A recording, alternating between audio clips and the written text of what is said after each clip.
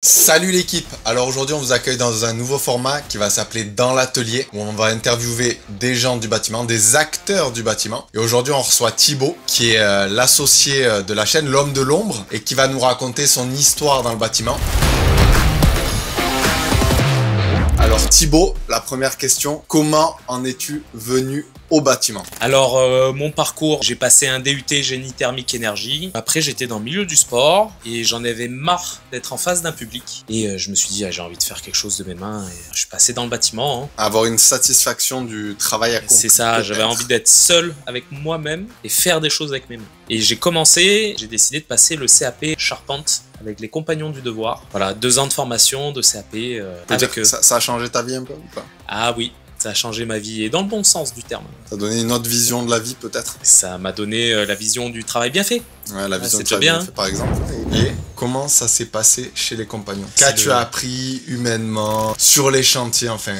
Franchement, je conseillerais à tout le monde de faire une formation avec les compagnons, parce qu'ils sont level up sur les formations. Tout ce qui est reconversion professionnelle, c'est les meilleurs. Pour en avoir fait un paquet, le CAP charpente chez les compagnons, c'était de l'or. Tous les métiers, même chez les compagnons, il y a... Chez les compagnons, alors moi je dis charpente parce que j'ai passé charpente, mais je voyais les menuisiers aussi, les ébénistes. De toute façon, c'est reconnu dans le monde entier, hein, de base. C'est des gens passionnés et passionnants. Hein. Et oui, et puis moi quand je suis arrivé, comme j'ai un bac+2, je me suis dit, allez, c'est un CAP finger in the nose. Ouais. Au final, c'était pas facile du tout. Hein. En fait, tout ce qui est vision dans l'espace, pas tout le monde a la vision dans l'espace. Et puis c'est quelque chose qui est dur à apprendre, qui est dur à intégrer. L'agilité de ses mains, ne serait-ce que les gens qui rentrent un clou dans un bois. Moi, je vais rentrer un one shot, je te rentre un clou jusqu'à la base. Les formations, ça commence, c'est voilà un bois, voilà le trait, coupe droit pendant 2 semaines. Après, attends, la nuance. Il faut plus voir le trait, au milieu du trait ou derrière le trait? Il faut voir le trait qui est très fin et t'as coupé de l'autre côté. Et il faut que ça soit droit. Une fois que t'as réussi à couper ton bois droit, après t'as tous les assemblages. Dès le départ, moi on m'a fait faire une chèvre de levage, quoi. Un truc de 7 mètres de haut avec des angles de partout. Puis bah c'était le feu. Hein. Et niveau théorie? Niveau théorie, ils sont là. Hein. Puis ce qu'on disait un peu plus tôt, on en a parlé un peu, mais le savoir des compagnons, c'est savoir classé de l'UNESCO. Hein. C'est pas rien. Hein. C'est reconnu dans le monde entier. C'est reconnu dans le monde entier, mais... Bon, il y a de très bons artisans dans le monde entier, mais... Ah non, mais compagnon, on est level up. C'est un doctorat. Être compagnon, c'est 8 ans d'études. En 8 ans, je pense qu'on peut formater des gens.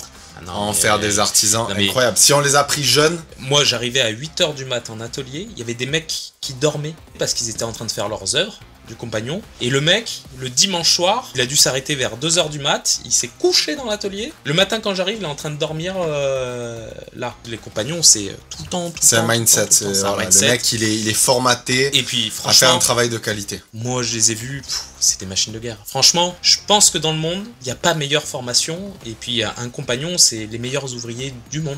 Je le pense vraiment. Il y a peut-être les Japonais qui égalisent parce qu'ils sont très dans la perfection, tout ça. Quand tu vois ce qu'ils font, les assemblages de charpente, c'est vrai qu'ils sont extraordinaires. Je pense qu'ils sont au-dessus de toute la planète, mais c'est que mon avis à moi personnel. Mais... Moi, ce que je pense, c'est qu'ils sont, même en dehors du métier d'artisan, ils sont perfectionnistes. Donc déjà, de base, le gars qui arrive, je pense, dans l'artisanat au Japon est quand même bien au-dessus. Hein. Ouais, mais peut-être que les compagnons sont plus polyvalents. Non, bien sûr.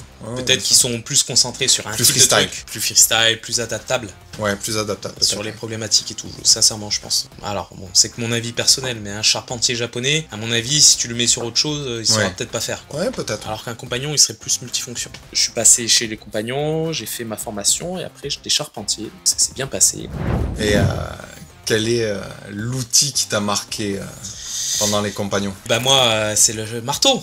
Marteau de charpentier, il est extraordinaire ce marteau. Un marteau normal, il a deux... Des espèces de crochets. 2 crochets. Comme un cobra. Comme un cobra.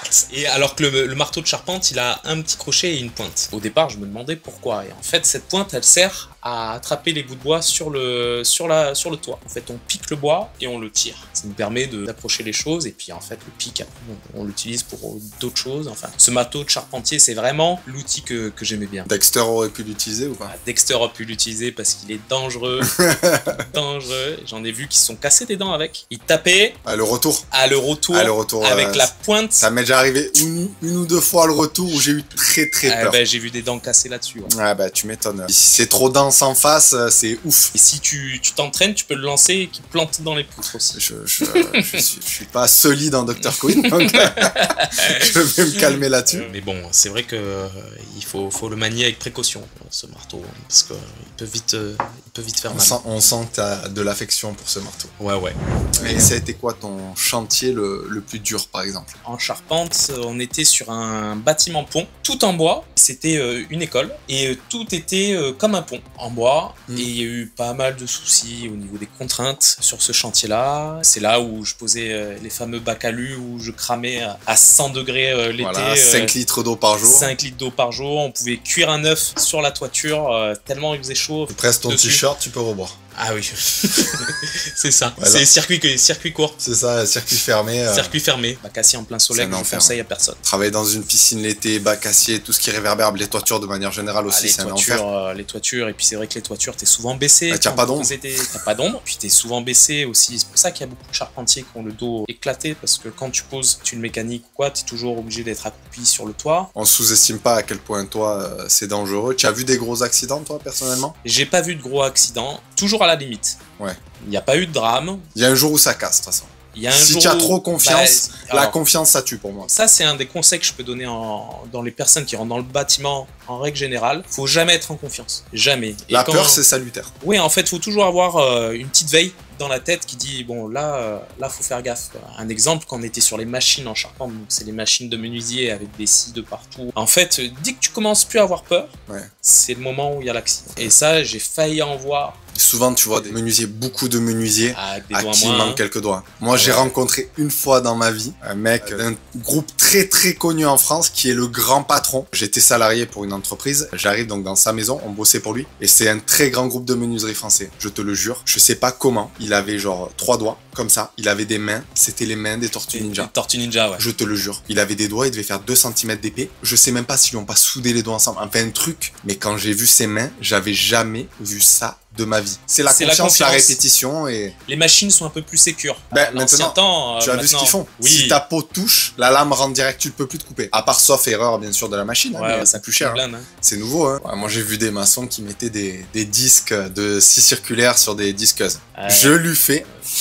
Je t'ai vu en laissant le carter. Non, mais t'es d'accord que quand tu l'utilises, t'as peur. Ah, je me chie dessus, littéralement. Ah bah ouais. Mais à la rigueur, tu peux l'utiliser si t'as peur. Dès que tu commences à être en confiance et te dire, allez, ça va couper, tranquille, j'ai juste un litho à faire. Faut tenir, moi je tiens à 2 mains. Ah bah, si la lame se bloque, t'as des retours, laisse tomber. Hein. Ouais, et des lunettes surtout. Dernièrement, j'ai pris, voilà, c'est la honte un peu, j'ai fait ça sans lunettes de protection, donc je disquais avec un disque à ferraille et j'ai pris une limaille de fer dans l'œil, donc ça me grattait un peu, je me suis dit c'est pas très grave, sauf que 4 jours après ça rouillait dans mon œil, donc j'ouvrais plus les 2 yeux, ça faisait un parallèle, c'était horrible, donc les lunettes de protection... ça je l'ai vu, hein, la limaille dans l'œil, c'est un classique. Je suis allé à l'ophtalmo, il m'a dit mais t'as une paille de fer qui rouille dans ta rétine quoi.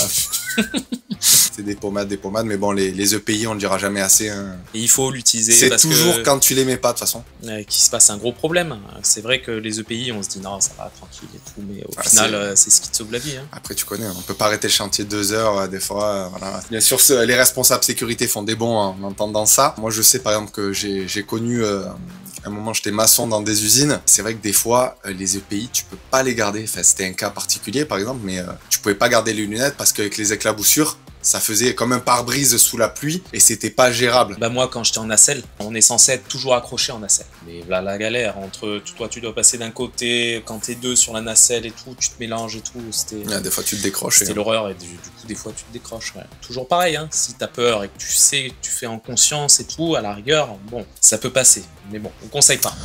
Et tu as rencontré un peu des artisans de l'enfer, par les gens que t'as pas envie de rencontrer, qui te pourrissent la vie. Alors j'en ai croisé, mais ils étaient dans ma team. Ah ouais?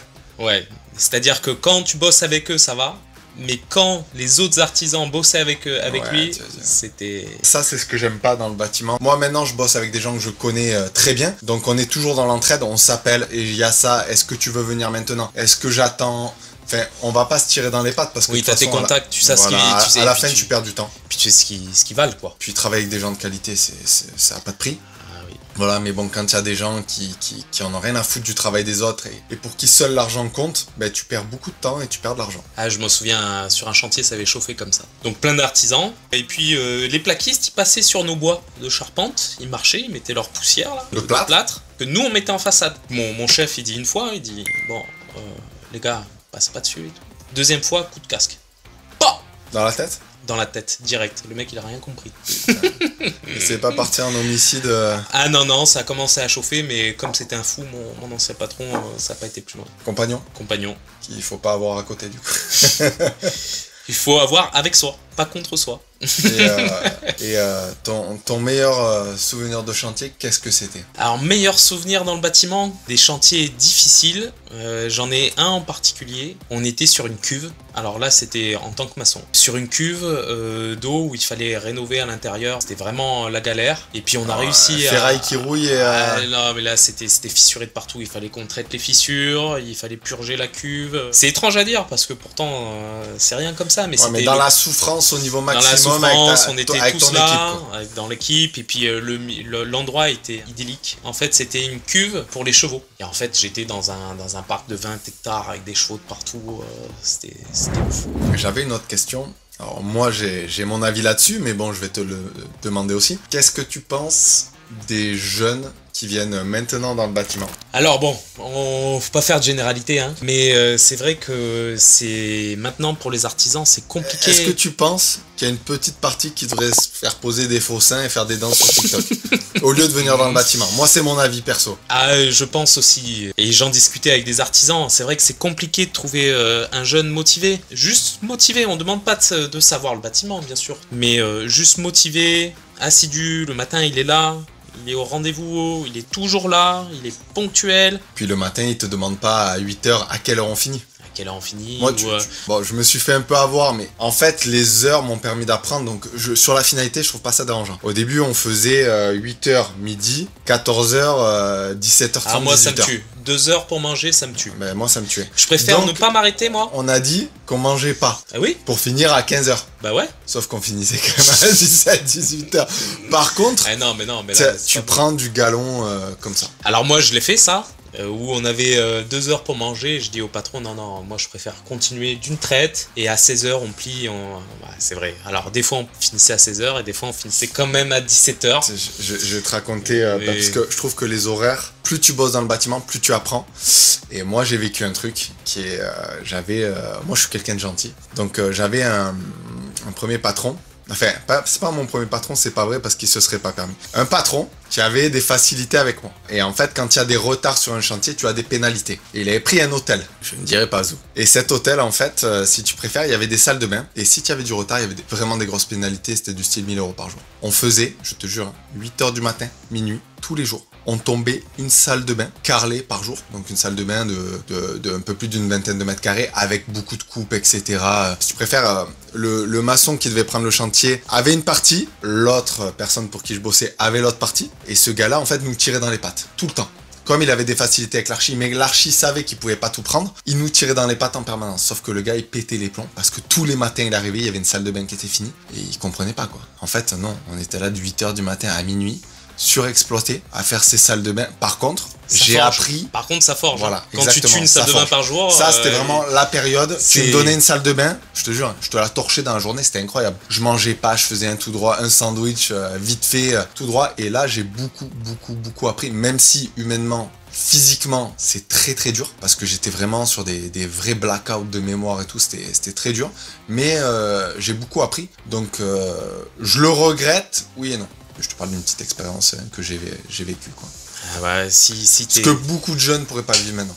Ah non, mais laisse tomber. Bon, j'ai été payé en hors sup, hein, bien sûr. Mais oui, je pense qu'au niveau du code du travail, c'est pas trop légal. Ah, ouais, je pense aussi, mais bon, c'est souvent un peu dans le bâtiment. Ben, dans le bâtiment, ouais. Après, les gens, ils ont pas nos contraintes, ils comprennent pas à quel point c'est dur, et ils pensent qu'un bon artisan... il faut qu'il ait souffert avant. C'est comme un bon boxeur en fait, si tu regardes bien. Si tu regardes bien, souvent c'est des gens qui ont un peu souffert par la vie, parce que la vie a été dure avec eux. Et c'est exactement, je peux faire ce parallèle-là, c'est souvent des gens, tu rencontres souvent un peu des biafrés de la vie, quoi. Ah, c'est vrai que dans le bâtiment, les vieux de la vieille qui tiennent, c'est des hommes durs, quoi. Ouais, c'est ça. C'est un peu des vikings. C'est des Vikings, c'est des Vikings. Moi, je sais que mon premier patron était quand même très solide. C'était un gros sportif, malgré ce que l'entreprise lui faisait subir aussi. Hein, d'ailleurs, j'aimerais bien l'interviewer sur la chaîne un jour, mais bon, est-ce qu'il va venir? Voilà, est-ce qu'il va venir? Peut-être, écoute. Inch'Allah, hein, comme on dit. C'est ça. J'espère qu'il viendra, mais c'était quelqu'un. Qu'est-ce que tu vas faire ensuite, après le bâtiment? Est-ce que tu as déjà changé de voie? Pas encore. Eh oui. Bon, toi, tu le sais, hein. Mais ouais, je le sais. je suis passé testeur logiciel. Donc, j'ai changé de voie. Il y a la clim. Il y a la clim. Il y a la clim, t'es assis toute la journée. Donc, question confort, c'est vrai que c'est vrai que tu gagnes en confort. Je gagne en salaire, je gagne en confort. Par contre, j'ai plus ce truc-là de t'as plus faire les choses. T'as plus des cloques sur les doigts. Mais je fais plus les choses avec les mains. Et ça me manque, c'est vrai. D'être dehors, de faire les choses avec mes mains. Satisfaction du travail accompli. Et oui, quand tu fais quelque chose et que tu vois que t'as fait quelque chose, presque une œuvre, c'est jouissif. À l'intérieur de soi, tu es là, tu fais, c'est trop bien. Alors que là, c'est vrai que dans mes logiciels, et dans 10 ans, il restera rien. Personnellement, mon grand plaisir à moi, c'est quand même repasser 10, 15, 20 ans plus tard et de me dire c'est moi qui ai fait ça, c'est encore là et ça a pas bougé. Ça, je trouve que c'est un vrai luxe. Après, c'est pas donné à tout le monde, mais je trouve que dans beaucoup de métiers, on n'a plus ça en fait. C'est vrai que je le trouve, en tout cas dans tous les métiers que j'ai fait, je retrouve pas ce que j'ai dans le bâtiment. Et c'est pour ça que je pousserai les jeunes à aller dans le bâtiment. Si vous êtes motivé, allez-y, parce que tu apprends vraiment des valeurs, tu apprends vraiment un métier, tu apprends vraiment à utiliser tes mains, à faire des choses bien. Si t'as pas peur de te lever le matin, bien sûr. Voilà, c'est ça. Faut vouloir se lever le matin, faut vouloir apprendre. Mais le métier du bâtiment, quand tu commences à savoir faire des choses et quand tu commences à t'appliquer dans ton travail, c'est une satisfaction que tu trouves pas autre part. Moi, je l'ai vu que dans le bâtiment, ça. C'est pour ça, là, on parle du bâtiment, on dit que c'est dur, tout ça, mais en fait, le jeu en vaut la chandelle, vraiment. Ouais, c'est vraiment... Tu souffres avec ton équipe, tu meurs avec ton équipe. Puis voilà, c'est du sang et des larmes, ça, on le sait, il faut pas se mentir, mais si t'es motivé, tu veux vraiment apprendre quelque chose et avoir du sens dans ton métier, le bâtiment, c'est fait pour toi. Je peux aussi comprendre qu'on veuille un peu quitter le bâtiment pour la tranquillité. Moi, je l'ai fait... C'est dur, mais bon, tu as appris des choses qui vont te servir pour ta maison, que tu rénoves actuellement. C'est ça, hein, je suis en train de rénover ma maison. Ça te permet d'avoir le cachet, avoir l'expérience de pouvoir rénover ta maison avec tout ce que tu as vécu et tout ce que tu as pu voir sur chantier. Ah bah ça, alors si on parle que financièrement, avoir travaillé dans le bâtiment et savoir faire des choses... T'as gagné de l'argent. T'as gagné de l'argent. Ouais, bien sûr. Sincèrement. Faut penser que au moins la moitié, si ce n'est des fois les 2/3, c'est la personne que tu emploies que tu payes. Tu utilises cet argent-là. Alors que si tu fais toi, ça peut coûter jusqu'à 3 fois moins cher. Même pratiquement, faire les choses soi et connaître le bâtiment, ça te fait une plus-value financière qui est folle. Réellement. Et si vous avez des projets, si vous avez envie de vous lancer là-dedans, sachez qu'il y a cette plus-value-là, réellement. Moi, je sais que tu as quitté le bâtiment quand tu t'es lancé sur ta maison. Quand est-ce que tu as fini, toi, ta maison? Je sais pas, hein, on verra. Moi, j'aimerais... On n'a jamais fini, hein, on n'a jamais fini, à ce qui paraît. Moi, j'espère finir. Je pense que sous 1 ou 2 ans, je vais finir.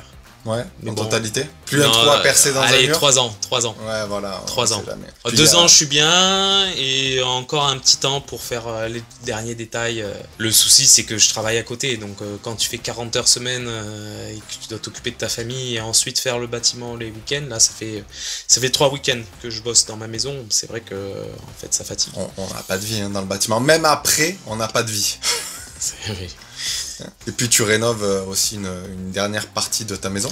Ouais, j'ai pas encore commencé. La chapelle où tu pratiques des exorcismes le week-end aussi, accessoirement. Ouais, d'ailleurs je vais faire un Airbnb exorciste. Je vais mettre c'est une idée. Je vais mettre des ça a de l'avenir. Je vais mettre des pentacles à tout moment, ça va marcher. Et oui, donc j'ai une chapelle que j'aimerais rénover. J'ai pas encore commencé. Bon, le toit est en PLS, les murs. Ouais. D'ailleurs, je vais appeler mon ami Tony. Alors Tony, ça y est, c'est le temps de la chapelle. Quelques dimanches après Good and Bad Work. Ouais, voilà. Je pense qu'un samedi dimanche, on peut tomber la toiture. Ouais, si on est chaud.